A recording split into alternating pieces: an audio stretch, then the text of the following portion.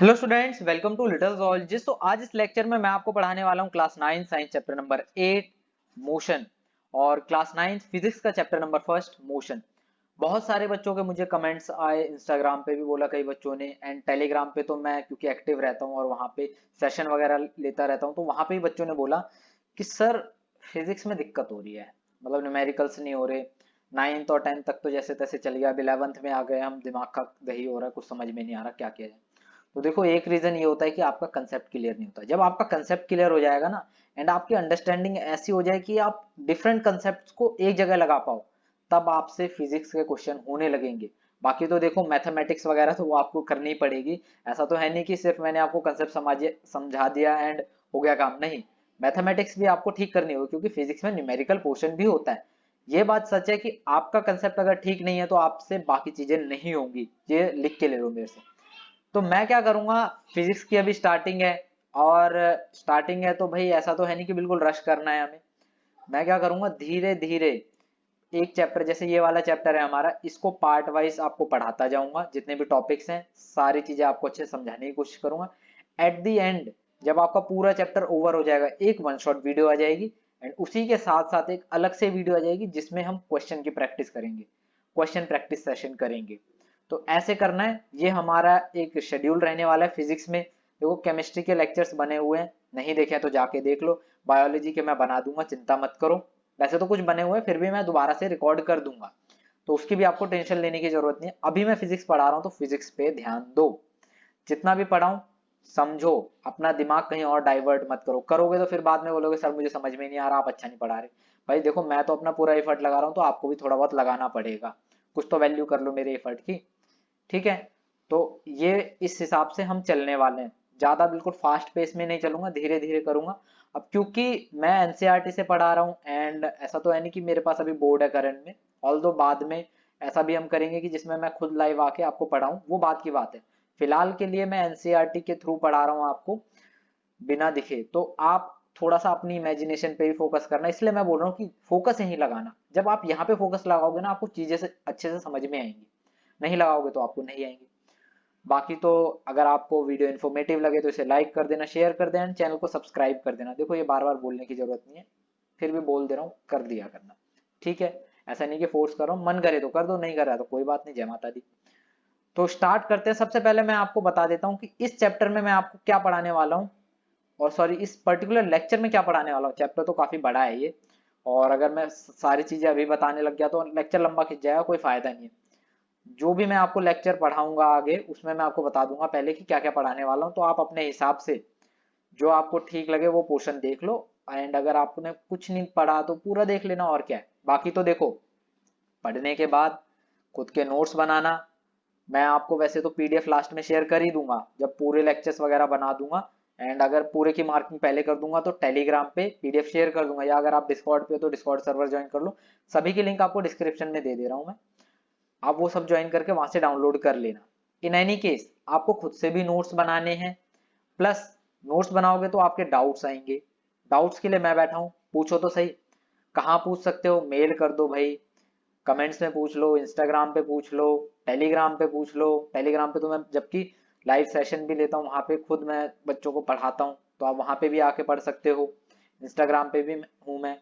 तो आपको जहां कहीं पे भी पूछना है पूछो, बस पूछो अपने डाउट्स को। नहीं पूछोगे तो कोई नहीं बताने वाला आपके डाउट्स को। मैं बैठा हूं ना आपके लिए, तो आपको डाउट्स पूछने पड़ेंगे, और वो तभी होगा जब आप खुद से पढ़ोगे। सेल्फ स्टडी जरूरी है। सेल्फ स्टडी करोगे तो आपको एनसीईआरटी भी रीड करनी होगी, अभी से आदत डालोगे आपका आगे जाके भला होगा। बाद में मुझे थैंक्स बोलना। तो बहुत हो गया आपके लिए ये प्रवचन। अब हम स्टार्टिंग कर देते हैं लेक्चर की, जिसमें मैं आपको बताता हूँ अभी पहले कि क्या पढ़ाने वाला हूँ। तो देखो, सबसे पहले तो आपको मैं बताऊंगा कि कोई भी जो बॉडी होती है, बॉडी लिखते हैं हम, पार्टिकल लिखते हैं, और कई जगह सब्जेक्ट भी लिखते हैं। फिजिक्स में हम ऐसे टर्म यूज करते हैं। वो कौन सी स्टेट में है। स्टेट का मतलब या तो वो रेस्ट में होगी या फिर मोशन में होगी। सही बात है। मैं आपको बताऊंगा कैसे, तो ये मैं आपको बताऊंगा। जब आपको इतना पता चल जाएगा मोशन के बारे में। अच्छा, टाइप्स ऑफ मोशन मैं आपको अभी नहीं बता रहा, वो मैं आपको बाद में बताऊंगा। जब अगला लेक्चर आएगा ना, उसमें मैं आपको डिटेल में टाइप्स ऑफ मोशन के बारे में बताऊंगा। ठीक है। तो ये मैं आपको बता दूंगा। देन इसके बाद आपको डिस्टेंस, एंड डिस्प्लेसमेंट के बारे में बताया जाएगा, इसमें अंतर बताया जाएगा। अब क्योंकि मैं आपको ये चीजें बता रहा हूँ ना, तो फिर तो मैं आपको और भी चीजें बताऊंगा ही, जैसे कि पोजीशन का मतलब क्या होता है, पोजीशन क्या है, एंड हम दिखाते कैसे। इनके सिंबल्स आपको ध्यान रखना जरूरी है, सिंबल्स बहुत ज्यादा टफ नहीं है, सिंपल से सिंबल्स आपको बताऊंगा, जैसे पोजीशन क्या है, टाइम क्या है, ठीक है, स्पीड क्या है, एंड स्पीड है तो वेलोसिटी क्या है, ये सारी चीजें मैं आपको बताऊंगा, ठीक है, इतना आपको बता दूंगा। देन ये बताने के बाद मैं आपको क्या करूंगा, ये करने के बाद ना आपको फिजिकल क्वांटिटीज के बारे में बताऊंगा, ठीक है। तो आपको फिजिकल क्वांटिटीज के बारे में ही पढ़ना है इस लेक्चर में, क्या होती है फिजिकल क्वांटिटीज वो मैं आपको बताऊंगा। देन इसके साथ साथ फिजिकल क्वांटिटीज पढ़ोगे तो आपको सिस्टम ऑफ यूनिट्स और यूनिट वो आपको पढ़ना है। बेसिकली ये सारी चीजें पढ़नी है। देखो डिटेल में मैं आपको ना अभी स्पीड पढ़ाऊंगा ना वेलोसिटी पढ़ाऊंगा, वो मैं आपको तब पढ़ाऊंगा जब मैं आपको डिटेल में मोशन के बारे में पढ़ाऊंगा, ठीक है। वो सारी चीजें बाद में होंगी, फिलहाल जो बेसिक्स हैं इस चैप्टर के वो मैं आपको पढ़ा दूं। जब आपके बेसिक्स क्लियर होंगे ना तो बाकी सारी चीजें समझने में बहुत आसानी होगी। क्लियर है इतना? तो स्टार्टिंग करते हैं हम जरा इससे। पहले तो बुक रीड करके बताऊंगा, ऐसा नहीं है कि कुछ भी उल्टा सीधा। तो देखो क्या लिखा हुआ है। हम अपने आसपास जब देखते हैं रोजमर्रा की जिंदगी में, तो हमें कुछ ऐसे ऑब्जेक्ट दिखते हैं जो रेस्ट पर रहते हैं और जो मोशन करते हैं। अब क्वेश्चन आता है कि रेस्ट का मतलब क्या हो गया। देखो एक बात ध्यान रखना, ये अपने दिमाग में बैठा लो। बात क्या है कि मोशन एंड रेस्ट, ये दोनों जो टर्म है ना, ये होती है रिलेटिव। रिलेटिव, अरे वो रिश्तेदार वाला रिलेटिव नहीं, वो रिश्तेदार नहीं जो रिजल्ट आने के बाद पूछने लग जाते हैं कि बेटा कैसा रहा रिजल्ट, वो वाला नहीं। रिलेटिव का मतलब यहाँ पर है कंपेरेबल। मतलब बिना कंपैरिजन के हम बता ही नहीं पाएंगे कोई चीज रेस्ट में है या मोशन में है। तो कोई भी चीज रेस्ट में कब होगी वो मैं आपको आगे बताता हूं। पहले तो अब समझो पोजीशन का मतलब क्या है। पोजीशन, देखो पोजीशन को हम यहाँ पे फिजिक्स में एक्स से दिखाते हैं, स्मॉल एक्स वगैरह ऐसे दिखाते हैं। तो जब भी कभी एक्स लिखा हो तो समझ लो वो पोजीशन की बात हो रही है वहां पे, ठीक है। अब क्या है ना कि पोजीशन के हिसाब से कोई बॉडी या तो वो होगी रेस्ट पे या फिर होगी वो मोशन में। अगर पोजीशन में चेंज आ रहा, पोजीशन में कोई चेंज नहीं आ रहा, मतलब आप बैठे हुए हो, जैसे कि आप सोते हो रात को बेड पे सो गए अपने, या जहां कहीं पे भी जैसे जमीन पे सो रहे हो, तो आप जहां पे भी सो रहे हो आप एक पर्टिकुलर पोजीशन में हो एंड कोई चेंज नहीं आ रहा, किसके साथ, टाइम के साथ। मतलब टाइम तो देखो रुकेगा नहीं किसी के लिए, टाइम तो चलता रहेगा, टाइम बीतता जा रहा है लेकिन पोजीशन में कोई चेंज नहीं आ रहा है। तो उस कंडीशन में हम क्या कहेंगे, वो बॉडी या वो सब्जेक्ट और वो पार्टिकल वो किस में है, रेस्ट में है। समझे इतना कि रेस्ट से हमारा मतलब क्या है। जैसे हम बोलते हैं कि यार मुझे रेस्ट करने दो, मैं बहुत थक गया, तो मैं क्या करता हूँ कि मैं आऊंगा अपना, जब थक गया हूं तो लेटूंगा या बैठूंगा, तो एक पर्टिकुलर पोजीशन में रहूंगा, है ना, तो मेरी बॉडी रेस्ट में रहेगी। लेकिन अब जैसे सुबह हो गई भाई, मुझे उठना है, उठ के मैं गया भाई वॉशरूम वगैरह गया, नहाने धोने गया, तो मैं अपनी पोजीशन से चला गया, चेंज आ गया मेरी पोजीशन में। जब पोजीशन में चेंज आए टाइम के साथ साथ, तो उसे हम क्या बोलते हैं, मोशन। उस कंडीशन को क्या बोलते हैं, मोशन, ठीक है। जो प्रोसेस है उसको मोशन बोलेंगे। अब आप चल रहे हो, वो मूवमेंट हो रही है, ठीक है, आप पैर चला रहे हो उस वजह से मूवमेंट हो रही है, उस मूवमेंट की वजह से जो पूरा प्रोसेस हो रहा है उसे हम बोलते हैं मोशन। क्लियर हुआ इतना? पोजीशन क्या है, रेस्ट क्या है, मोशन क्या है, आई होप आपको इतना समझ में आ गया होगा। देखो मैं आपको रीड आउट करके बता देता हूँ। जैसे यहाँ पे क्या बोल रखा है, जो पक्षी हैं वो उड़ते हैं, मछलियां स्विम करती हैं, ऑफकोर्स स्विम ही करेगी, जो ब्लड है वो फ्लो करता है वेन्स एंड आर्टरीज में, सही बात है, कार्स मूव करती हैं, एटम्स, मॉलिक्यूल, प्लैनेट्स हैं, स्टार्स हैं, गैलेक्सीज हैं, ये सारे मोशन में हैं। कैसे हैं, सब एक दूसरे के रिलेटिव है ना। बाकी यहाँ पे देखो मैंने आपके लिए ये हाईलाइट कर दिया है, we often perceive an object to be in motion when its position changes with time. मतलब पोजीशन टाइम के साथ जब चेंज होगी ना, तो मैं क्या कहूंगा, वो ऑब्जेक्ट किस कंडीशन में, मोशन में है। अगर नहीं है, नहीं हो रही पोजीशन में चेंज, तो वो मोशन में नहीं है, रेस्ट में। लेकिन जरूरी नहीं है, हमेशा ऐसा नहीं होता। वही है ना, मैंने बोला यहाँ पे कंपैरिजन की बात है। मैं आपको आगे बताऊंगा कि ऐसी कैसी कंडीशन है जिसमें बॉडीज मोशन में भी है, दोनों बॉडीज मोशन में है, लेकिन वो जो दोनों देखेंगे उन्हें लगेगा कि ये रेस्ट पे है। वो कैसे हो रहा है वो मैं आपको बताऊंगा। बाकी यहाँ पे कुछ सिचुएशन ऐसी आती है जिसमें हम डायरेक्टली नहीं बता सकते कोई भी बॉडी मोशन में है या नहीं है, हम इनडायरेक्ट एविडेंस देखते हैं। कैसे? हवा देखी है आपने? नहीं देखी है तो बता दो मुझे, नहीं देखी ना? तो हम कैसे बताते हैं कि हवा किस डायरेक्शन में चल रही है? भाई कोई ना कोई तो क्लू होगा मेरे पास। जैसे यहाँ पे जो एग्जांपल दे रखा है वो डस्ट का दे रखा है एंड लीव्स का दे रखा है, ब्रांचेस का दे रखा है। बाकी एक तिरंगा ले लो चलो, या कोई भी झंडा ले लो, एंड अपने घर के सबसे ऊंची जो इमारत है आपके घर की वहां पे लगा दो, हवा वहां पे तेज चल रही होगी सबसे ऊपर। तो आपको पता चल जाएगा कि किस डायरेक्शन में, क्योंकि जो तिरंगा है या जो भी जो झंडा है वो उसी डायरेक्शन में हिलेगा, है ना? तो आपको पता चल जाएगा कि जो हवा है वो उस डायरेक्शन में चल रही है। वैसे ही जैसे डस्ट का एग्जांपल लेते हैं, डस्ट उड़ गई, अब क्या हुआ कि हवा एकदम से चली, जिस भी डायरेक्शन में हवा चलेगी डस्ट उसी डायरेक्शन में जाएगी। खुद अपना लॉजिक लगाओ, देखो, थोड़ा इमेजिन करो। नहीं है तो थोड़ा अपने आसपास जाओ, जैसे रोड की तरफ देखोगे तो आपको खुद पता चल जाएगा कि हवा किस डायरेक्शन में चलती है। बाकी लीव का एग्जांपल बहुत अच्छा है कि पड़ा हुआ है, अब एकदम से तेज हवा चलने लगी, तो पत्ता तो उसी डायरेक्शन में मूव करेगा ना जिस डायरेक्शन में हवा चल रही है, क्योंकि हवा की स्ट्रेंथ इतनी है कि वो पत्ते को उड़ा ले जाए। पत्ते का वेट ही बहुत कम है लेकिन हवा की स्पीड बहुत ज्यादा है। ठीक है, खैर हम उस चीज पे नहीं जाएंगे कि कैसे उड़ा रहा है, वो बाद की बात है, हम फिर कभी डिस्कशन करेंगे उसके ऊपर। समझ में आ रहा है ना आपको इतना कि यहाँ पे मैं कैसे कह रहा हूँ कि हम इनडायरेक्टली कैसे बता पा रहे हैं कि कोई भी चीज मोशन में है या नहीं है? इनडायरेक्टली मेरे को कैसे पता चलेगा? जैसे हवा की डायरेक्शन में से मेरे को कैसे पता चलेगा? डायरेक्शन पता चलने का मतलब यही है ना कि हवा मूव कर रही है भाई, एयर जो है वो मूव कर रही है, एयर के पार्टिकल मूव कर रहे हैं, तभी हो रहा है ऐसा।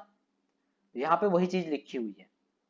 अब यहाँ देखो, अगली जो आपके लिए हाईलाइट कर रखा है मैंने, वहां पे क्या बता रखा है इन्होंने कि देखो, आप सभी ने देखा होगा सनराइज होता है, सनसेट होता है, सीजन्स चेंज होते हैं। जैसे कि हम अपने इंडिया की बात कर लें, हमारा प्यारा भारत, तो यहाँ पे कितने सीजन्स हैं भाई? अभी मानसून चल रहा है, कुछ समय बाद फिर ठंडी आने लग जाएगी, फिर उसके बाद स्प्रिंग आएगा, और भी जो होंगे सीजन्स वगैरह वो सारे आएंगे, है ना? तो ये कैसे हो रहा है? थोड़ा दिमाग दौड़ाओ। अब सारी चीजें मैं एकदम से बताने लगूंगा ना, खुद दिमाग नहीं दौड़ाओगे, फिर बोलोगे सर मेरे को समझ में नहीं आ रहा। अरे अपना भी दिमाग दौड़ाओ, थोड़ा थोड़ा सोचा करो। नहीं सोचोगे ना तो आप ना कुछ नहीं कर पाओगे सही से। देखो फिजिक्स में तो सोचना पड़ेगा, और फिजिक्स नहीं, मैं तो कहूंगा साइंस में आपको सोचना पड़ेगा। चाहे बायो पढ़ो, केमिस्ट्री पढ़ो, कुछ भी पढ़ो। हाँ पता है केमिस्ट्री और बायो में दिमाग खराब होता है उन बच्चों का जो थोड़ा इंजीनियरिंग साइड के होते हैं, ठीक है कोई बात नहीं यार, छोड़ो। लेकिन सोचो तो सही, मैथ्स में तुम्हें दिमाग दौड़ाना पड़ता है प्रॉब्लम को सॉल्व करने में, फिजिक्स में दिमाग दौड़ाना पड़ता है, केमिस्ट्री में भी दौड़ाना पड़ता है ना भाई। सोचो। अब देखो यहाँ पे इन्होंने हिंट दे दी, क्या बोला कि क्या जो अर्थ का मोशन है उस वजह से ऐसा कुछ होता है? याद करो आपने ज्योग्राफी में पढ़ा था कि जो दिन रात होता है कैसे होता है, वो अर्थ की मूवमेंट की वजह से होता है। हमारे जो अर्थ है, जो सन है, उसके सर्कुलर इलेप्टिकल पाथ में वो घूमती रहती है। कुछ याद आया ऐसा? सर्कुलर नहीं, इलेप्टिकल होता है, ठीक है, घूमती रहती है। उस वजह से क्या होता है, दिन रात होता है। वो तो खैर अपने एक्सिस पे घूमती है तब दिन रात होता है। बाकी सीजन में जो चेंज होता है वो सन के अराउंड मूव करने की वजह से होता है, यानी कि अर्थ मूव कर रही है तभी। तो कहने का मतलब क्या हो गया कि भाई यहाँ पे भी मोशन की बात आ गई। अगर अर्थ मोशन ना करे तो बहुत दिक्कत हो जाएगी। क्यों? क्योंकि अगर अर्थ ने अपने एक्सिस पे मूव करना छोड़ दिया तो जहां पे सन है वहां पे हमेशा दिन होगा, और जहां पे अभी रात हो रखी है वहां हमेशा रात रहेगी, क्योंकि वहां पे सन तो है नहीं, वो उस साइड छुपा हुआ शेडिंग की वजह से, है ना? तो ये तो दिक्कत की बात है। तो आप समझ सकते हो मूवमेंट कितना इंपॉर्टेंट है। देखो सन भी घूमता होगा, मेरे को सन का अभी नहीं पता, और पता भी है तो नहीं बता रहा अभी, ठीक है, वो छोड़ो। खैर सन तो है अपनी जगह पे, सन अपनी पोजीशन पे है, और मे बी सन भी घूमता होगा कहीं ना कहीं पे, वो छोड़ो। लेकिन यहाँ ये देखो ना, अर्थ मूव कर रही है। अर्थ किसके रिलेटिव में मूव कर रही है? सन के रिलेटिव में। सन खड़ा हुआ वो देख रहा है कि हाँ देख ये मेरे चारों ओर ऐसे घूम रही है, ऐसे अदर प्लैनेट्स घूम रहे हैं, तो यहाँ पर रिलेटिव हो रहा है ना मोशन। सन को अगर हम स्टेशनरी माने तो अर्थ क्या है, हमारी मूवमेंट कर रही है, मोशन में है। क्लियर है इतना कि क्या हो रहा है? बाकी यहाँ पे ये बोला कि हमें डायरेक्टली कैसे नहीं पता चलता। अरे भाई आपको डायरेक्टली नहीं पता चलेगा, क्या आप देख के बता, आप खड़े होके बता दो कि अर्थ घूम रही है, आपको फील होता है घूमते हुए का? नहीं होता ना। जैसे खुद घूम के देखो तो आपको चक्कर आने लगेंगे। क्या आप नॉर्मली आपको ऐसे चक्कर आते हैं? नहीं आते हैं, क्योंकि अर्थ मूव करे, आप भी साथ साथ उसके मूव कर रहे हो। तो आपके लिए अर्थ क्या है? रिलेटिव है। अर्थ क्या है? रेस्ट पर है आपके लिए रिलेटिवली। लेकिन हमें पता है ऐसा नहीं होता। मैंने आपको पहले ही बताया था थोड़ी देर पहले कि कुछ लोगों के लिए कोई चीज चलती हुई रह सकती है, तो कुछ लोगों को ऐसा लगता है वो बैठी हुई है, मतलब रेस्ट पर है। ऐसा कब होता है? तो ऐसा तब होता है जब एक बॉडी हो क्या, रेस्ट में, और दूसरी बॉडी हो मोशन में। देखो अब दोनों के फेज अलग हुए हैं। यहाँ पे इसकी पोजीशन में चेंज हो नहीं रहा रेस्ट की कंडीशन में, लेकिन मोशन में पोजीशन में चेंज हो रहा है। तो अब क्या है, जो बॉडी रेस्ट में है वो उसे दूसरी बॉडी क्या लगेगी? मोशन में लगेगी। लगेगी।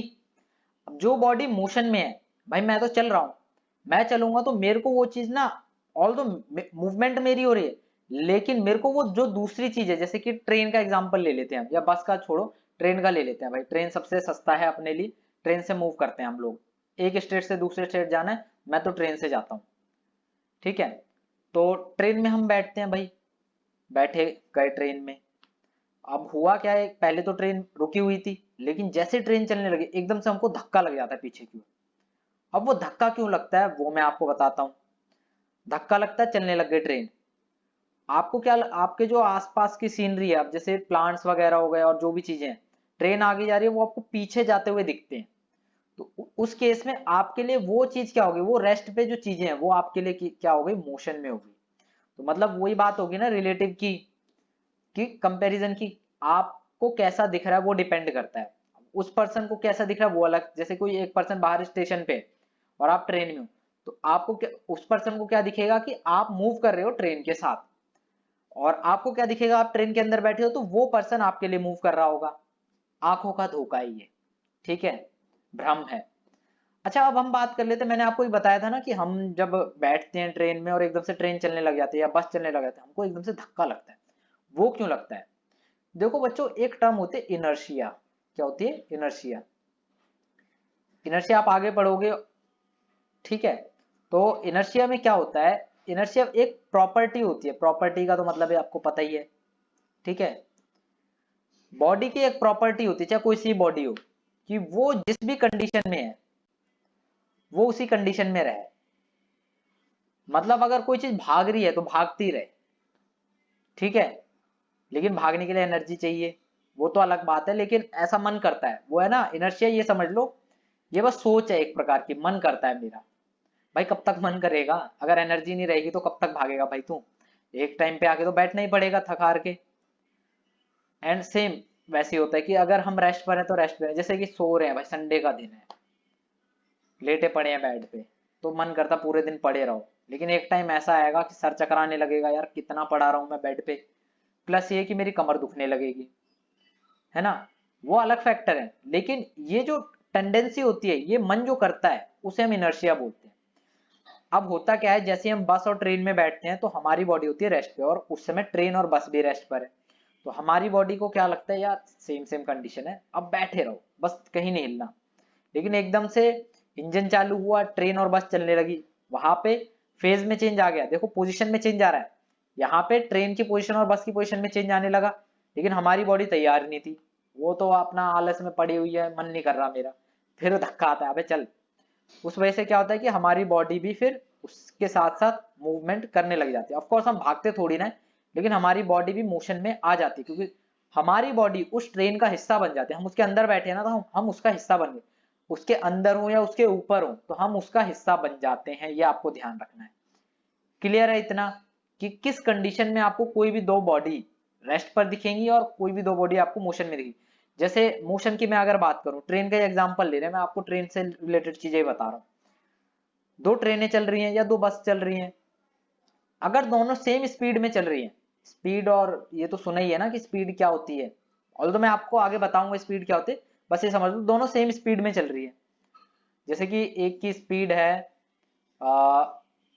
10 किलोमीटर पर आवर और दूसरे की भी 10 किलोमीटर पर आवर है, सेम पोजीशन में है। जब दोनों सेम पोजीशन में है, तो उसके अंदर जो बैठे हैं पैसेंजर यात्री, उन्हें क्या लगेगा, सामने वाला बगल वाला वो भी क्या है, रेस्ट पर है, क्योंकि हमें तो ऐसे लगेगा हम रेस्ट पर है भाई, सामने वाला रेस्ट है, क्योंकि उसकी पोजीशन मेरे हिसाब से चेंज नहीं हो रही। मेरे हिसाब से अगर उसकी पोजीशन में चेंज हो, यानी कि जब दूसरी ट्रेन और बस का ड्राइवर एकदम से एक्सेलरेट कर दे, भगा ले, चल भाई, तो वो आगे निकल जाएगी, मुझे लगेगा कि यार वो तो निकल ली, यानी कि उसकी पोजीशन में चेंज हुआ है। घुमा फिरा के यहाँ पे बात क्या आ रही है, पोजीशन में चेंज। तो आपको ध्यान रखना है कि रेस्ट एंड मोशन किस वजह से होता है, पोजीशन में चेंज की वजह से होता है। और ये सारा आंखों का धोखा है। आपको कोई चीज मोशन में भी दिखेगी तो कोई चीज आपको रेस्ट में भी दिखेगी, वो डिपेंड करेगा कि देखने वाला कौन है। आप देख रहे हो, आपके हिसाब से कोई, अगर आप बैठे हुए कोई चीज भाग रही है तो आपके लिए वो मोशन में है, और आप उसके साथ साथ भाग रहे हो सेम स्पीड में, तो वो आपके लिए क्या है, रेस्ट पे हो जाएगी उस टाइम पे। ऑल्दो आप दोनों भाग रहे हो, वो जो थर्ड पर्सन देखेगा आपको, वो देखेगा यार ये दोनों भाग रहे हैं, तो ये दोनों है मोशन मोशन में। तो यहाँ पे घुमा फिरा के मतलब क्या है, रिलेटिव की बात हो रही है, रिलेटिविटी की बात हो रही है। समझ में आया इतना? तो यहाँ देखो क्या लिखा हुआ है, a passenger inside the bus sees his fellow passenger to be at rest. भाई सही बात है, मैं बैठा हूँ, मेरे सामने वाले पैसेंजर बैठे हैं, एक अच्छी लड़की बैठी हुई है, मेरे सामने वो जो लड़की बैठी हुई है वो रेस्ट पर होगी। ओ ज्यादा दिमाग मत दौड़ाओ, बस इतना ही है, बैठी हुई है, मैं बस देख रहा हूँ, बस हो गया काम। तो वो भी रेस्ट पर है, मैं भी रेस्ट पर हूँ, क्योंकि हम दोनों की जो पोजीशन में चेंज नहीं आ रहा है। तो देखो मैंने बार बार घुमा फिरा के एक बात क्या कही है, पोजीशन में चेंज। पोजीशन में चेंज हुआ तो मोशन में है, नहीं हुआ तो बस नहीं है। ऑफ कोर्स वो देखने वाले के ऊपर भी डिपेंड करेगा। तो इतना आपको ध्यान रखना है। क्लियर है? आई होप अभी तक तो क्लियर हो ही गया होगा। चलो थोड़ा आगे बढ़ते हैं। अब यहाँ इन्होंने बोला है कि ना मोशन ना कॉम्प्लेक्स भी हो सकता है। ठीक है, कई टाइप के मोशन होते हैं, कॉम्प्लेक्स होते हैं। जैसे कि आप सीधा भाग रहे हो, एक रोड है, सीधा रोड है, आप उस पर भाग रहे हो, तो वो क्या हो जाता है आपका, स्ट्रेट लाइन मोशन। ठीक है, वो स्ट्रेट लाइन मोशन हो जाता है। लेकिन अगर आप घूम रहे हो सर्कल, तो इसे हम क्या बोलते हैं, सर्कुलर मोशन। क्या बोलते हैं बच्चे, सर्कुलर मोशन बोलते हैं। दोनों में डिफरेंस समझ में आ गया ना? तो यहाँ क्या बोला हुआ है, सम ऑब्जेक्ट्स में मूव इन स्ट्रेट लाइन, ठीक है, अदर में take a circular path, circular path ले लिया।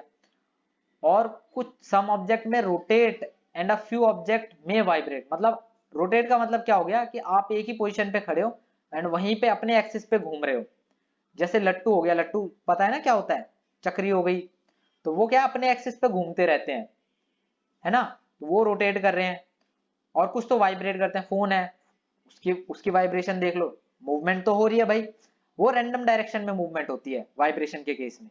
ठीक है, ये तो स्ट्रेट लाइन मोशन हो गया। लेकिन अगर ऐसे ऐसे ये ऐसे कर लूं मैं, या ऐसे, तो ए पॉइंट से बी पॉइंट तक मैं जा रहा हूँ। देखो मोशन अगर हो रहा है तो आप कहीं से कहीं तो जा रहे होगे। जैसे कि आप स्कूल जाते हो तो अपने घर से स्कूल जा रहे हो, मतलब आपका एक पॉइंट तो आपका घर हो गया, दूसरा पॉइंट आपका स्कूल हो गया। या कहीं भी जाओ, स्कूल से आप कहीं और जा रहे हो, तो वो क्या है, मोशन के लिए। और जब हम डिस्टेंस में आपको अभी आगे बताने वाला हूँ, वो चीजें हम देखते हैं ना, तो वो हम देखते हैं कि कुछ पॉइंट्स होने चाहिए। उन पॉइंट्स को हम क्या बोलते हैं, उन पॉइंट्स को हम बोलते हैं रेफरेंस पॉइंट। रेफरेंस पॉइंट का मतलब आप समझे, जब मुझे अगर बताना है कोई भी चीज मूव कर रही है या चेंज आया उसकी पोजीशन में, तो मेरे पास क्या होना चाहिए, रेफरेंस पॉइंट होना चाहिए। जैसे कि कोई बॉडी रेस्ट पर है, वो ए पॉइंट पर थी और वहीं पर है, तो मैं कहूंगा वो रेस्ट पर है। लेकिन वो बॉडी चल के बी पॉइंट पर आ गई, तो यहाँ पे मैं कहूंगा कि वो बॉडी की जो पोजीशन है उसमें चेंज हुआ है। किसमें चेंज हुआ है, पोजीशन में चेंज हुआ है। यहाँ पे ए और बी क्या है, हमारे रेफरेंस पॉइंट है। जैसे स्कूल से घर जा रहे हो, तो आपका घर एंड स्कूल क्या हो गए, रेफरेंस पॉइंट हो गए। एक बात आपको ध्यान रखनी है कि रेफरेंस पॉइंट हम जब भी मोशन को क्लासिफाई करते हैं और बताते हैं, तो वो क्या होता है, हमारा एक फिक्स होना चाहिए, फिक्स्ड होना चाहिए। अगर रेफरेंस पॉइंट चेंज होगा तो मैं जो मोशन को डिफाइन करूंगा, डिस्टेंस और डिस्प्लेसमेंट बताऊंगा आगे जाके, वो भी चेंज होती रहेंगी, क्योंकि रेफरेंस पॉइंट के हिसाब से होगी। जैसे ये पॉइंट है, ये और ये है, मैं यहाँ से कैलकुलेशन कर लूंगा भाई कितना चल रही है, कितनी दूरी है, ठीक है, कितने किलोमीटर है, मीटर है। मैं जब इतनी मेजरमेंट कर लूंगा तो मेरे को एक फिक्स चीज पता चल जाएगी। लेकिन पता चला मैं ए से बी तक आया और मैंने देखा ए यहाँ नहीं, अब ए इधर हो गया, अब मेरे को इधर से कैलकुलेशन करनी पड़ेगी, यानी कि मेरा रेफरेंस पॉइंट चेंज हो गया। तो इसीलिए हम बोलते हैं रेफरेंस पॉइंट क्या होना चाहिए, फिक्स होना चाहिए। समझ में आया ना, फिक्स रेफरेंस पॉइंट का मतलब। अब चलो मैं आपको एग्जांपल के थ्रू बता देता हूँ जो आपकी बुक में दे रखा है, क्या बोल रखा है। हम एज्यूम कर रहे हैं एक स्कूल है एक गांव में एक स्कूल है, सही बात है। वो क्या है, रेलवे स्टेशन से 2 किलोमीटर दूर है, नॉर्थ में, नॉर्थ डायरेक्शन में 2 किलोमीटर दूर है। यानी कि हमारा रेफरेंस पॉइंट क्या हो गया, रेलवे स्टेशन हो गया। क्यों, क्योंकि मैं रेलवे स्टेशन के हिसाब से बता रहा हूं कि आप रेलवे स्टेशन पे जाओ, रेलवे स्टेशन उतरोगे, वहां से आपको 2 किलोमीटर नॉर्थ में जाना है तो आपको स्कूल दिखेगा। तो यहाँ पे मेरा फिक्स रेफरेंस पॉइंट क्या हो गया, रेलवे स्टेशन। ऐसा तो नहीं है ना कि रेलवे स्टेशन बदलता रहेगा, भाई नहीं बदलेगा, वो है तो वही है, ठीक है, ये फिक्स पोजीशन होती है। सेम स्कूल के लिए, स्कूल भी नहीं बदलेगा कि पता चला आप आज गए हो, चलो हाँ 2 किलोमीटर नॉर्थ में स्कूल है, कल मैं आया मैंने देखा यार 2 किलोमीटर नहीं, ये तो 3 किलोमीटर हो गए, स्कूल कैसे चल जाएगा उधर पे, नहीं होता ना ऐसा। तो ये क्या है, जो पॉइंट्स होते हैं हमारे रेफरेंस पॉइंट होते हैं, ये हमारे जर्नली फिक्स होते हैं, ये आपको ध्यान रखना है। क्लियर है इतना। बाकी एक ऐसा पॉइंट जहां से स्टार्टिंग होती है सभी चीजों की, ठीक है, जैसे कि आपका घर है, आप घर से ही निकलते हो, इधर उधर जाते हो, घुमा फिरा के at the end of the day आप आते हो अपने घर पे, तो इसे हम क्या बोलते हैं, ओरिजिन बोलते हैं। ओरिजिन का मतलब जहां से चीजों की शुरुआत होती है। तो आपकी शुरुआत कहां से हो रही है, आपके घर से हो रही है। आप बाहर कहां से निकल रहे हो, अपने घर से निकल रहे हो।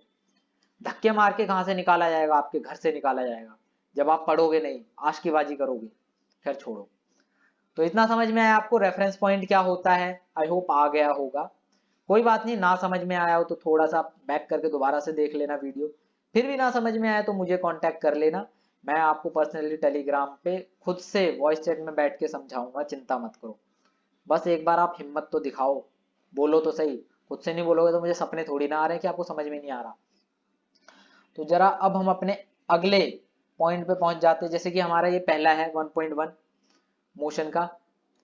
इसमें स्ट्रेट लाइन मोशन के बारे में बता रखा है, हम ज्यादा भी डिटेल में डिस्कशन नहीं करेंगे, लेकिन थोड़ा समझने के लिए हम डिस्कशन कर लेंगे इसका, समझ रहे हो।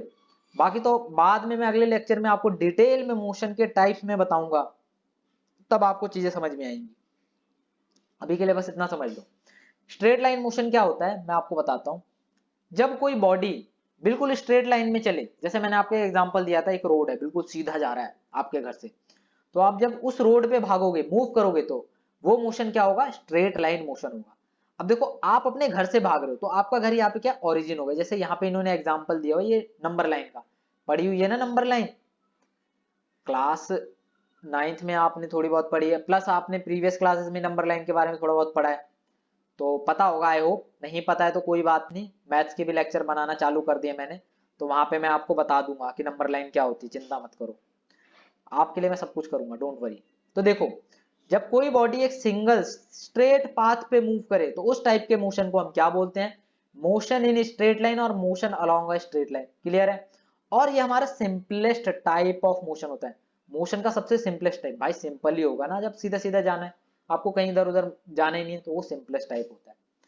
अब देखो, यहाँ पे हम चीजों को कैलकुलेट करते हैं, ठीक है, एक होता है हमारा डिस्प्लेसमेंट, दूसरा होता है हमारा डिस्टेंस, ठीक है।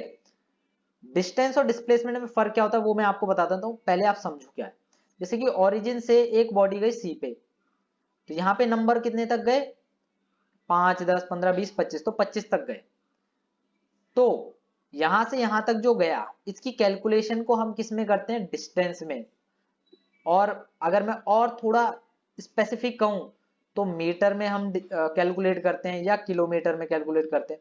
चलो एक लंबा रोड है तो मैं किलोमीटर में कैलकुलेट करता हूँ यहाँ पे, ठीक है, वरना हमारी बेस यूनिट क्या होती है, मीटर होती है, कि मीटर में हम चीजों को कैलकुलेट करते हैं, डिस्टेंस को और डिस्प्लेसमेंट को मीटर में हम कैलकुलेट करते हैं। ऑल दो सेंटीमीटर भी आप देखो, सेंटीमीटर से छोटा होता है, मीटर बड़ा होता है, 100 सेंटीमीटर मिला के 1 मीटर होता है। ये तो बेसिक कन्वर्जन है, मैथ्स में सिखाऊंगा आपको। तो ओरिजिन से 25 तक गया, अब मैं मान के चल रहा हूँ ये किलोमीटर है, तो मैं कहूंगा कि जो आप थे, आप ओ पॉइंट पे थे, आप गए सी पॉइंट में, तो आपकी पोजीशन में चेंज आया, कितना चेंज आया, तो मैं कहूंगा यहाँ पे 25 किलोमीटर का चेंज आया। क्या आया, 25 किलोमीटर का चेंज, समझ में आया। अब मैं कहता हूं आप सी से बी भी चले गए, तो अगर मैं यहाँ पे रेफरेंस पॉइंट को सी मान के चल रहा हूं, सी से आप बी गए, तो इस हिसाब से आप कितनी दूरी चले, 35 में से 25 माइनस कर दो, 5 और 5 10, यानी कि आप 10 किलोमीटर चले बस। लेकिन अगर मेरा रेफरेंस पॉइंट ओ ही है, तो आप टोटल कितना चले, 35 तक पॉइंट गए है ना, तो आप चले हो 35 तक, थोड़ा इसको रब कर देता हूं, आप चले हो 35 तक। क्लियर है इतना, समझ में आ रहा है ना, आ ही गया होगा। तो आप 35 तक चले, कितना चले, किलोमीटर चले, 35 किलोमीटर। अब देखो, क्योंकि हम स्ट्रेट लाइन में चल रहे हैं तो आप डिस्टेंस देख लो चाहे डिस्प्लेसमेंट देख लो। देखो डिस्टेंस क्या होता है, आप जिस रूट पे चले हो, ठीक है, आप अपने घर से स्कूल गए तो भाई टेढ़े मेढ़े रास्ते से गए होंगे, ऐसे ऐसे ऐसे ऐसे, फिर आपका स्कूल आ गया। तो ये जो पूरा रास्ता है ना आपके घर से स्कूल तक का, ये जो पूरा पाथ है, इसे हम कहते हैं डिस्टेंस। जितना आप चले हो इसे हम कहेंगे डिस्टेंस। लेकिन आपके घर और स्कूल, ये दो पॉइंट है, मान लो इसे, घर को मैंने एच मान लिया, स्कूल को एस मान लिया, एच एंड एस के बीच में जो सबसे कम दूरी होगी, और वो कैसे सबसे कम दूरी कब आती है पता है, स्ट्रेट लाइन में। मैंने बोला ना ये स्ट्रेट लाइन है तो यहाँ पे कॉमन हो जाएगा आपका डिस्टेंस और डिस्प्लेसमेंट दोनों। लेकिन अगर आप आड़ा टेढ़ा चल रहे हो तो स्ट्रेट लाइन जो होगा आपके घर से स्कूल तक में, उसे हम क्या बोलेंगे, डिस्प्लेसमेंट बोलेंगे। क्या बोलेंगे, डिस्प्लेसमेंट बोलेंगे। और इसके लिए अगर स्पेसिफिक बोला जाता है, जैसे अगर डिफाइन करना होता है, तो इसे हम बोलते हैं शॉर्टेस्ट डिस्टेंस, है डिस्टेंस ही, बिटवीन टू पॉइंट्स, दो पॉइंट्स के बीच में जो शॉर्टेस्ट डिस्टेंस है उसे हम क्या बोलते हैं, डिस्प्लेसमेंट बोलते हैं। क्लियर है इतना, डिस्टेंस एंड डिस्प्लेसमेंट। अब थोड़ा सा मैं आपको इनके बीच में अंतर बता देता हूं, फिर मैं आपको बताऊंगा फिजिकल क्वांटिटीज क्या होती हैं। तो देखो यहाँ पे साइड में मैं आपको बता रहा हूं इनके बीच का अंतर। तो सबसे पहले देखो, पहले तो ना मैं एक काम करता हूँ, इसको ना जूम इन कर लेता हूँ तो आपके लिए ज्यादा अच्छा रहेगा, ठीक है। तो यहाँ पे ये देखो, जैसे मैं एक साइड में आपका इसको थोड़ा सा थिंक कर लेता हूँ, ओके, ये आपका डिस्टेंस है, दूसरा आपका डिस्प्लेसमेंट है। डिस्टेंस जो होगी वो हमेशा पॉजिटिव होगी, ये आपकी पॉजिटिव भी हो सकती है, जीरो भी हो सकती है और नेगेटिव भी हो सकती है। क्यों होगी मैं आपको बताऊंगा अभी, बस अभी डिफरेंस देखो, इतना आपको समझ में आया। ये हमेशा पॉजिटिव ही होगी, कभी नेगेटिव नहीं होगी, क्योंकि आप जब चलोगे ना तो वो तो कैलकुलेट ऐड होगा, सब्ट्रैक्ट नहीं होगा कभी। ये तो शॉर्टेस्ट डिस्टेंस बताता है तो भाई माइनस भी हो जाएगा, लेकिन इसमें नहीं कर सकते। यहाँ पे नो डायरेक्शन, आपको कोई भी डायरेक्शन नहीं देखने को मिलेगी, लेकिन यहाँ पे डायरेक्शन इन्वॉल्व है।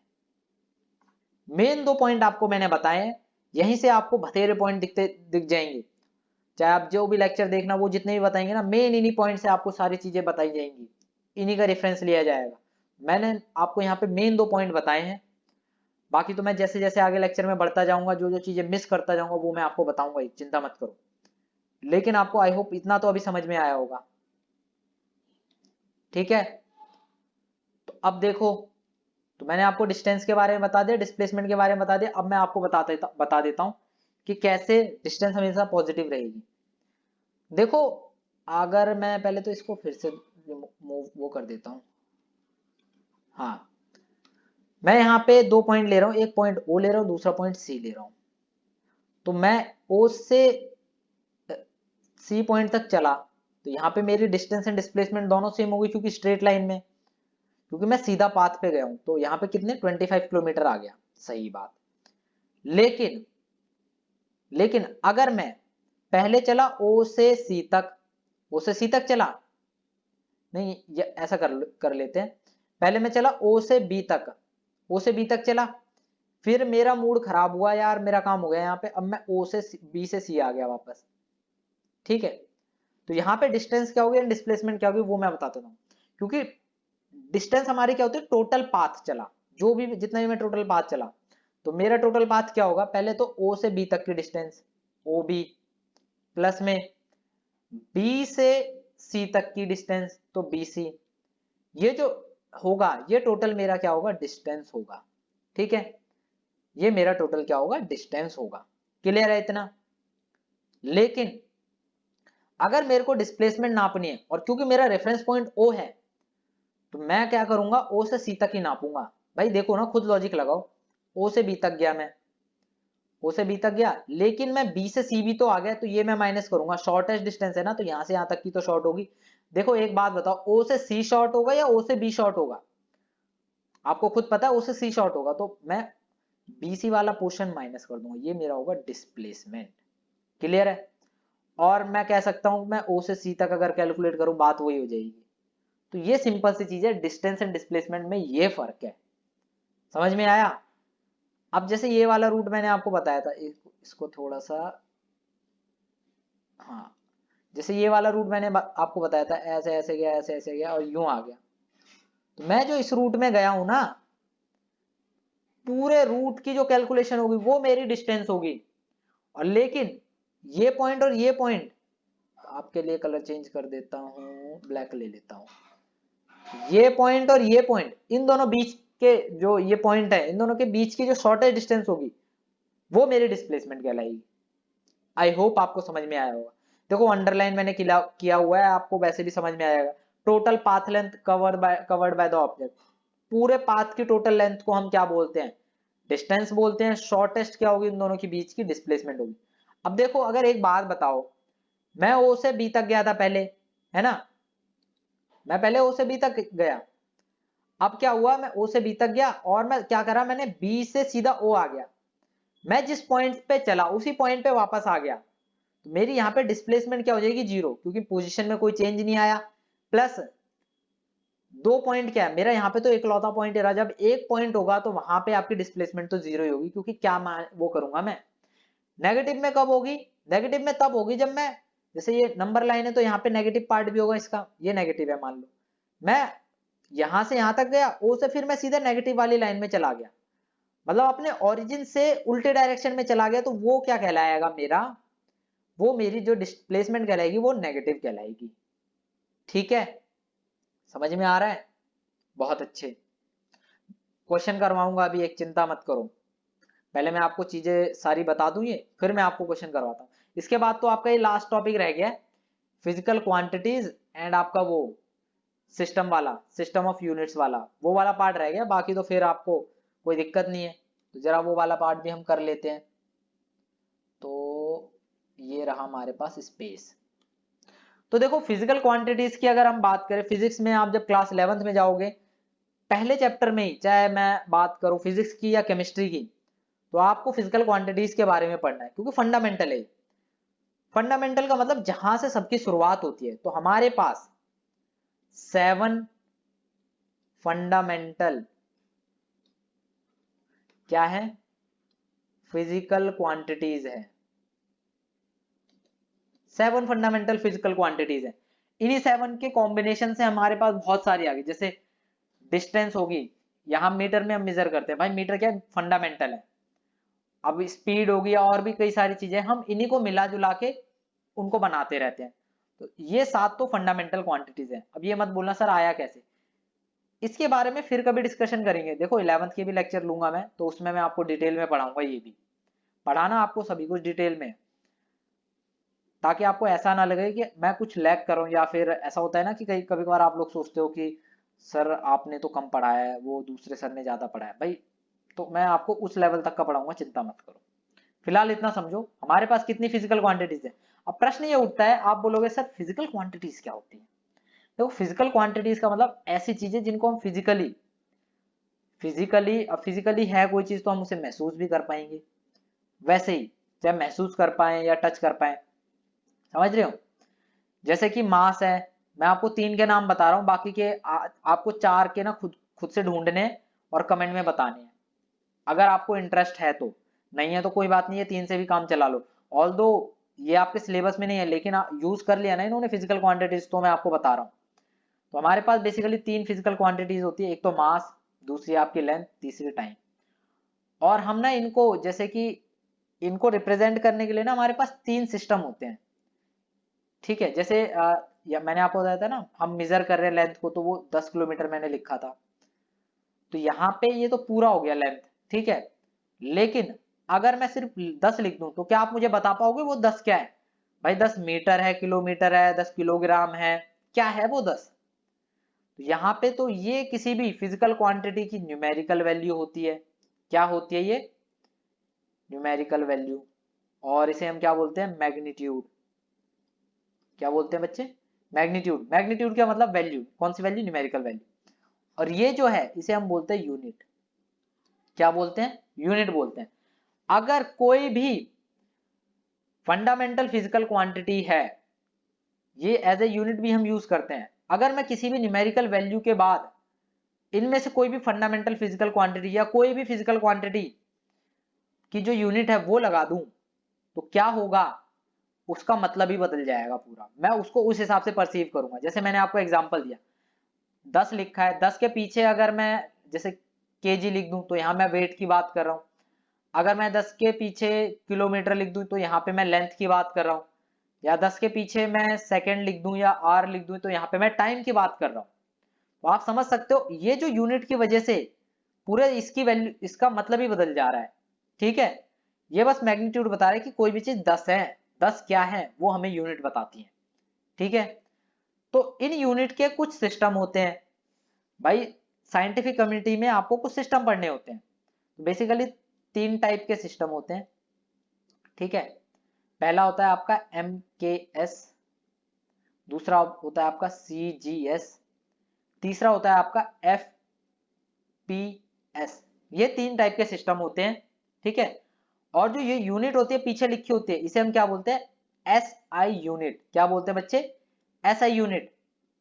SI यूनिट का मतलब क्या है, ये थोड़ा आपका अदर लैंग्वेज में है, मेरे को याद नहीं आ रहा कौन सी लैंग्वेज है, फ्रेंच में है या फिर कोई अदर लैंग्वेज में है, बाद में बता दूंगा फिर कभी।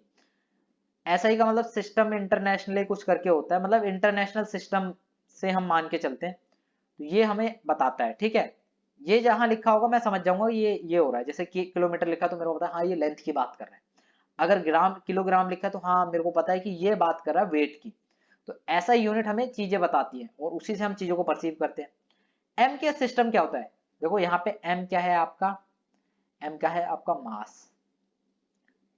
ठीक है, सॉरी मास नहीं है आपका, ये आपका मीटर है। ठीक है, ये आपका मीटर है। मीटर क्या होता है, हम किसको मेजर करते हैं, लेंथ को। तो हम यहाँ पे किसको मेजर कर रहे हैं, लेंथ को। K4 kilogram, KG weight, weight को मेजर कर रहे हैं। ठीक है, और यहाँ पे ये क्या है आपका एस, एस होता है आपका सेकंड, और ये एस आपका सभी में कॉमन है। टाइम को हम सेकंड में काउंट करते हैं हर जगह। ठीक है, सीजीएस सिस्टम की अगर मैं बात करूं तो C4 क्या होता है, सेंटीमीटर। आप समझ सकते हो यहाँ पे मीटर क्या है, अगर मेरा मीटर एक बेस यूनिट है 1 मीटर, 1 मीटर कितने सेंटीमीटर के बराबर होता है, 100 सेंटीमीटर की। तो जो सीजीएस सिस्टम होता है वो उससे छोटा होता है, इन द सेंस की वैल्यू में छोटा होता है। या 1 मीटर की वैल्यू, 1 मीटर 100 सेंटीमीटर के बराबर है, तो आप समझ सकते हो किसकी वैल्यू ज्यादा है। ठीक है, वैल्यू के हिसाब से आपका सीजीएस सिस्टम छोटा होता है। ठीक है, G4 होता है आपका ग्राम एंड S4 आपका सेकेंड होता है। जो थर्ड है आपका FPS, फ्रेम पर सेकेंड नहीं है, ध्यान रखना। FPS सिस्टम होता है, इसके बारे में आप गूगल करो और मुझे कमेंट में बताओ क्या होता है इसका मतलब। पढ़ना आपको डिटेल में क्लास 11th में ही है, बस मैंने आपको ये कुछ सिस्टम बता दिए। अब देखो एक बात ध्यान रखना, मैंने आपको स्टार्टिंग में 7 फंडामेंटल फिजिकल क्वांटिटीज बताई थी कि 7 फंडामेंटल होती है, लेकिन हम इन सिस्टम में सिर्फ 3 का क्यों लिख रहे हैं, जैसे कि MLT लिख रहे हैं, M हमारा मास है, L4 लेंथ है, T4 टाइम है, कैपिटल में लिख रहे हैं, बाकी की 4 कहाँ गई। तो देखो वो बहुत ज्यादा बड़ा पड़ जाता है जब हमें जरूरत नहीं होती, जैसे कि वो जीरो होती है। किसी भी चीज है, जैसे कि मान लो 10 की वैल्यू, 10 की पावर जीरो, किसी की भी पावर जीरो हो तो उसकी वैल्यू क्या होती है, 1 होती है। ये तो शायद आपको पता होगा, मैथ्स में आपने पढ़ा था। वहीं पे जब भी हम MLT लिख रहे हैं उसके बाद में कुछ नहीं लिखा, इसका मतलब क्या है कि वहां पे जितनी भी वो चीजें हैं, जो भी आपकी फिजिकल क्वांटिटीज है उनकी वैल्यू, जैसे कि एम्पेयर भी एक होता है, उसकी जो पावर है वो क्या है, जीरो है। जब पावर जीरो होगी तो उसकी वैल्यू 1 होगी, और 1 को हम लिखे या ना लिखे मतलब नहीं होता मल्टीप्लीकेशन में। क्लियर है इतना, समझ में आ गया, सच्ची बताओ। चलो तो फिर अब क्वेश्चन करते हैं। ऐसे कैसे, क्वेश्चन तो करना पड़ेगा भाई। इसके बाद हम फिर नेक्स्ट क्लास में ये जो अगला आपका टॉपिक है, जैसे टाइप्स ऑफ मोशन तो बताऊंगा ही, फिर मेजरमेंट ऑफ मोशन वगैरह बताऊंगा। ठीक है, ये करने के बजाय पहले टेबल नंबर 8.1 में क्या बता रखा है उस हिसाब से हम देखते हैं। क्या बोल रखा है कि कोई भी एक ऑब्जेक्ट है उसने डिस्टेंस ट्रेवल की ए ऑब्जेक्ट ने मीटर में 9:30 बजे पे 10 और बी ने 12, फिर 5 मिनट के गैप 15 मिनट के गैप के बाद क्या करा इन्होंने, इसने 20 कर ली, इसने 19 कर ली, इसने 30 कर ली, इसने 23 कर ली, 40 कर ली, क्या कर ली। तो क्वेश्चन में क्या बोला हुआ है, चलो देखते हैं पहले। यहाँ पे क्वेश्चन क्या बोल रखा है, an object has moved through a distance. तो इंटेक्स क्वेश्चन में आपको करवा रहा हूं, ठीक है, खुद एक बार आपको खुद से करवा रहा हूं, फिर बाकी तो देखने के बाद खुद से ट्राई करना। तो ये किसी की टेबल है, अब देखना पड़ेगा कौन से क्वेश्चन की टेबल है, उसी के हिसाब से मैं आपको बता पाऊंगा ना, ऐसे मेरे को क्या पता चल रहा है। तो क्वेश्चन देखते हैं पहले। An object has moved through a distance, एक डिस्टेंस एक ऑब्जेक्ट ने मूव करी। Can it has zero displacement, if yes support your answer with example. भाई ये तो मैंने अभी ऊपर आपको समझाया था, डिस्प्लेसमेंट डिस्टेंस उसने मूव करी, जैसे कि एक पॉइंट ओ है, ओ पॉइंट से वो चला ए पॉइंट तक, ठीक है। तो यहाँ पे मान लो 1 मीटर चला, ठीक है, या हाँ 1 मीटर चला, ठीक है, यहाँ से जो दूरी कितनी है, लेंथ कितनी है, 1 मीटर की। तो यहाँ पे इसकी डिस्टेंस क्या हो जाएगी, 1 मीटर हो जाएगी।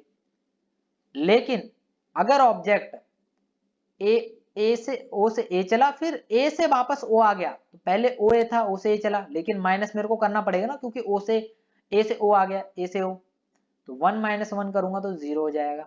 यहाँ पे ये हो गया। इस टाइप के आप एग्जाम्पल दिखा सकते हो, ये टेबल है, टेबल का एग्जाम्पल ले सकते हो अगर कुछ सिमिलर पढ़ रहा हो तो। वैसे तो मेरे हिसाब से मेरे को कुछ सिमिलर दिख नहीं रहा, बस यहाँ पे डिस्प्लेसमेंट वाला आप कुछ काउंट कर सकते हो, जैसे कि 10 में से 20 चला, ठीक है, और वापस फिर सेम पोजीशन पे आ गए तो 0 हो गया। मतलब कुछ भी एग्जाम्पल ले सकते हो, मैंने बस आपको बता दिया। तो मेरा फर्ज यहाँ पे ये बनता है आपको चीजें समझाने का। मैं अगर आपको सारी चीजें करके देने लग गया ना, स्पून फीडिंग करने का मेरा कोई मतलब नहीं बनता, और ना मैं करवाने वाला। करना है तो खुद से करो, पढ़ो अच्छे से, क्योंकि क्लास 11 में फिर रोओगे और फिर बोलोगे कि मेरे से चीजें नहीं हो रही हैं। इसीलिए आपको बस चीजें समझनी है। तो ये समझ में आ गया ना, नहीं आया तो बता देना। अगला क्वेश्चन क्या है, एक फार्मर है, moves along a boundary of a square. एक स्क्वायर है, ऐसा स्क्वायर कुछ ऐसा ही होता है भाई, ठीक है, और स्क्वायर की सारी जो बाउंड्रीज होती हैं वो सबकी जो मेजरमेंट होती है इक्वल होती है मेरे हिसाब से, है ना। क्या बोल रखा है, 10 मीटर, ये 10 मीटर है, ठीक है, तो ये भी 10 होगा, ये भी 10 होगा, ये भी 10 होगा, 40 सेकेंड में। तो मतलब अगर ये पॉइंट मान लो ओ ले लो, तो क्या करा है, ओ से दोबारा ओ में आया है, ऊपर आया है, कितने, 40 सेकेंड में। तो जैसे कि अगर ये ए है, ये बी है और ये सी है, तो ओ ए प्लस ए बी प्लस में बी सी प्लस में ओ सी, इन चारों को जब जोड़ लोगे तो आपकी क्या आ जाएगी, डिस्टेंस आ जाएगी। क्या आ जाएगी, डिस्टेंस आ जाएगी। और कितनी आएगी आप सभी को पता है, 40 आएगी। 40 सेकंड लगा है टोटल को, ठीक है। तो यहाँ पे अब थोड़ा स्पीड वाली बात हो गई है, इनिशियल पोजीशन की बात हो गई है, तो मैं अभी नहीं बता रहा इसको, इसको मैं ना क्वेश्चन को अगले जो लेक्चर है उसमें आपको करवा दूंगा, ठीक है, क्योंकि फिर आप कंफ्यूज हो जाओगे, क्योंकि मैंने आपको अभी स्पीड का कुछ बताया नहीं है। थर्ड क्वेश्चन देख लेते हैं, which of the following is true for the displacement, displacement के लिए true, it can not be 0। भाई गलत है, अभी तो बताया। मतलब क्वेश्चन नंबर 1 देख लो, ये क्वेश्चन करने के बाद अगर आप यहाँ पे लिखते हो ना कि ये सही कर देते हो कि हाँ ये इसके लिए ट्रू है, तो क्या ही बोलूं अब मैं तुम्हें, अब शब्द लगा लो अपने लिए। अगला क्या है, its magnitude is greater than the distance travelled by the object. नहीं भाई, इसका मैग्नीट्यूड जो है वो डिस्टेंस के मैग्नीट्यूड के इक्विवेलेंट हो सकता है, उससे ज्यादा बड़ा नहीं हो सकता। जो डिस्टेंस होती है आपकी, उसका मैग्नीट्यूड आपके डिस्प्लेसमेंट से बड़ा होगा या उसके बराबर होगा। जैसे मैंने आपको एग्जांपल दिया था स्ट्रेट लाइन का, तो स्ट्रेट लाइन में चलेगा तो मैग्नीट्यूड दोनों का सेम रहेगा, डिस्टेंस और डिस्प्लेसमेंट का। लेकिन अगर ऐसे ऐसे जा रहा है और यूं आ रहा है, यहाँ पे आप देख सकते हो, खुद अपना दिमाग दौड़ाओ कि किसका मैग्नीट्यूड ज्यादा होगा, किसकी वैल्यू ज्यादा होगी, डिस्टेंस की ज्यादा होगी, डिस्प्लेसमेंट की कम होगी। समझ में आया इतना। तो बस क्वेश्चन नंबर 2 आपका पेंडिंग है, अगर खुद से कर सकते हो तो मुझे इसके आंसर जरा कमेंट में बता देना, जैसे मर्जी करो बस बता देना, लेकिन आपको प्रॉपरली बताना पड़ेगा कि कैसे करा, मतलब आपको डिटेल में समझाना पड़ेगा कि ऐसे करा मैंने, ये करा वो करा, तभी मैं मानूंगा, ठीक है। बाकी आपके लिए अगर कोई सजेशन हो, मेरे लिए समझाने में कोई दिक्कत आ रही हो, या आपको कुछ ना समझ में आ रहा हो, या कोई और सजेशन हो चैनल से रिलेटेड, तो मुझे कमेंट में आप बता सकते हो, या कहीं पे भी आपको बताना है बताओ, ऑलवेज वेलकम हो। वीडियो आपको इन्फॉर्मेटिव लगी तो इसे लाइक कर दो, शेयर कर दो, इन चैनल को सब्सक्राइब कर दो। मिलते हैं अगली वीडियो में, तब तक के लिए पढ़ो, नोट्स बनाओ, क्वेश्चन प्रैक्टिस करो। धन्यवाद।